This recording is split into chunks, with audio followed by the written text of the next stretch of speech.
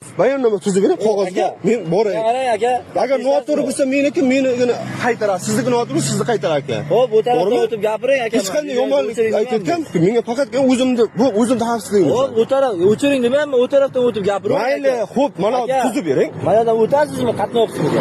Tuzib bering. Aka, qatnoqsiz. Men ishimga shoshilyapman aka. Aka, qatnoqsizdan chakkaga o'ting deyapman. Men aniga 10 ta odam kutdi. Ishimga shoshilyapman. Sizga nima aytyapman? Qatnoqsizdan o'ting chakkaga. Bo'ldi, mana tuzing. Tuzib bering aka, tezlashtiring. Shoshilyapman aka ishga.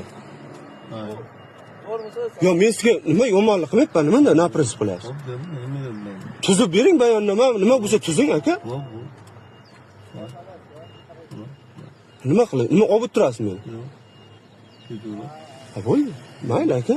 Siz hazillashyapti o'ylayapsiz, mayli aka. Men o'tiring, mayli. Evakuatorga orting. Orting. Nasıl kalt berasizmi? Kalt bersam nima qilasiz evakuatorga? Shuni haydab boraveramiz. Nima shu vaqtgacha bermayapsiz? Kaltni qarshilik ko'rsatadi. Yo'q, qarshilik ko'rsatgan. Mana sizga mana videoda turibdi, mana dokument, bayonnoma tuzing. Xohlasangiz haydab boring, xohlasangiz shtribni tiqing. Rahmat.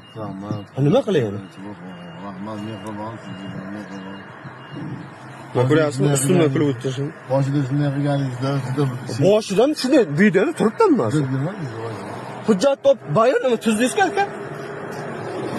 Nima qilasiz yolg'on gapirib, ro'za oyida aka? Ro'za oyida yolg'on gapirmayapsizmi? Nima yolg'on gapirmayman. Bo'ldi aka, bo'ldi, bemalol. Rahmat. Bo'ldimi aka? Nima bo'ldi? Biz ana qildingmi? Kelishdi, mashina olib ketaverasiz. Ha, Bo'ldi, olib ketavering aka. Aka, xafa bo'lmang-ku. Mana shu mashinam ketsa ham, lekin siz ishdan ketasiz. Xudo xolasa. Dakansa. Siz qarab turing. Meni olasizmi ishdan? Ishdan men olmayman. Siz noto'g'ri qilgansiz. Agar boshqarma sizni noto'g'ri qilayotganingizni ko'rib tursa, Kadr boshlig'imi? men kadr boshlig'i emasman. Agar sizda mana shu haqiqat bo'lsa, qarang, O'zbekistonda haqiqat bo'lsa, siz ishdan ketishingiz kerak. Yo'q. Bu odamni men sudga beraman keyin.